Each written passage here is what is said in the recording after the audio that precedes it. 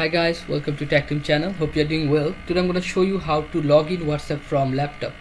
So you have to go to your Chrome browser or any browser first. Right here web.whatsapp.com and you will find this page. Okay, hold a second, this is loading.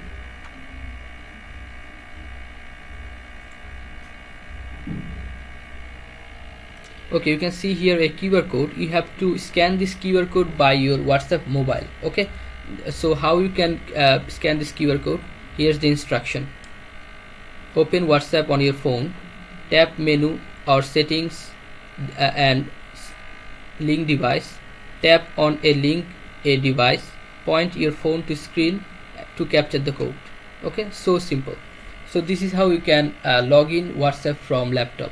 If you find this video helpful, then give a thumbs up and don't forget to subscribe the channel. Thank you so much for watching the video.